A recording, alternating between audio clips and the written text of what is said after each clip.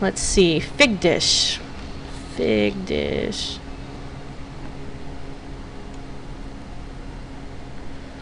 Here we go, Fig Dish. And as you can see, my audio is ready to play. It's playing there in the background. And that was really easy. I just clicked, I put in the disc. The disc shows up here. I clicked it, made the audio version, and it was good to go. And now it's in my library. So now we're going to actually plug in the iPod. And I think before I'll go ahead and plug in the iPod. I think before I do that though, I'm going to actually show you one last thing. I keep putting it off.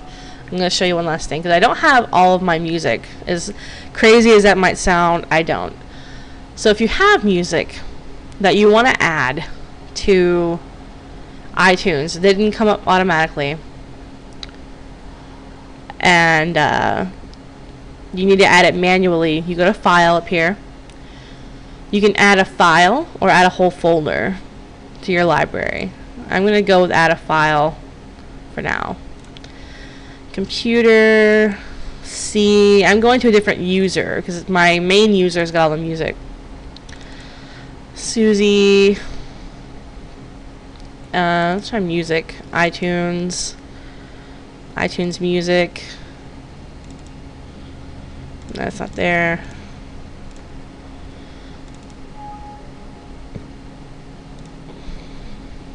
All the security features on Vista.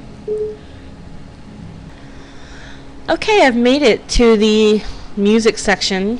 Here I've got some police songs. I don't even know if these are on here or not, but I thought this would be a good tutorial. And these are some sort of weird format, M4A. We'll see what happens. Gonna import some police songs. Not gonna do all of them. Whoops. And I'm gonna do the control click.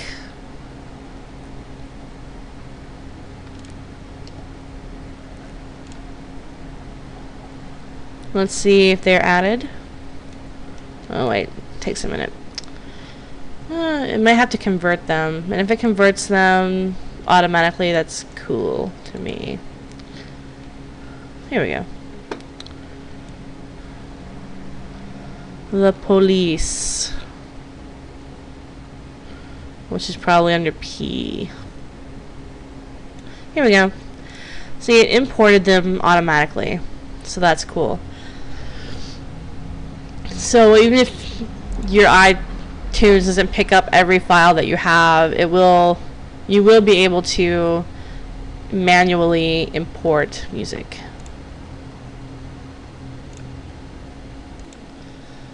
So now it's time to plug in my iPod, because I actually do need to change up the music on my iPod, so this is a good timing, although I'm not sure that I'll do it on this user because I seem to be missing some music and I don't remember where all the files are at the moment. I'm going to plug in my iPod. I'm not going to turn it on, I'm just going to plug it in. It doesn't need to be turned on. And you see it's trying to load it or whatever. You can see it kind of flashing and stuff.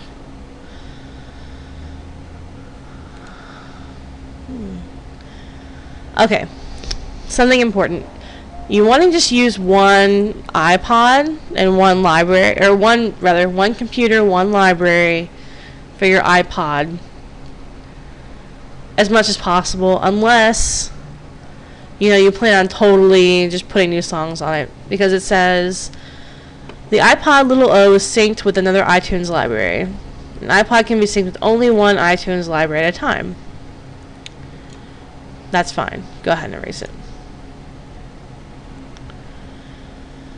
There might be a problem with some files on this device or disk.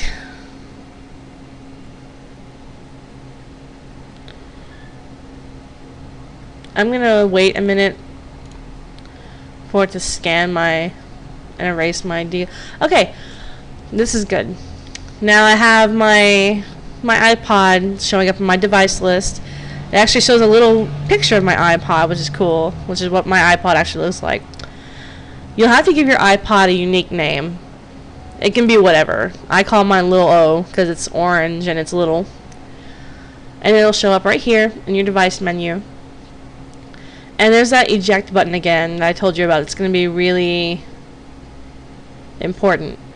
Now up here in your status message, your status window, it's going to say iPod sync is complete, okay to disconnect, or it might say iPod is syncing, don't disconnect. It's important to check this out when you are syncing up your iPod or putting music onto it, basically is what it is, because you might corrupt it if you try to unplug it without letting it finish. Now I'm gonna let this thing scan and fix. Well, whatever. Okay, so settings. Your iPod software is up to date. Check for updates. Here's another thing. If you are experiencing problems with your iPod, you can restore its original settings by clicking restore. This basically wipes your iPod and restores it to factory conditions. And sometimes it really helps if you're having some issues with your iPod. Sync only checked songs. All your songs should be checked. Convert higher bitrate songs to 128 kilobytes per second AAC. Enable sound check. Gonna do that. Limit maximum volume. I don't want to limit on the volume. In fact, I'd like to limit the minimum volume so I don't get really quiet songs, but whatever. Click the lock to prevent changes. Enable disk use. I did make a change here, so I'm going to put apply. And see, it says syncing iPod, do not disconnect. So it's basically, it'll tell you when it's ready and when it's done.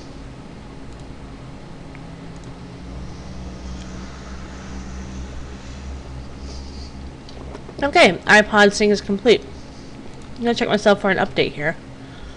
Okay. So, contents.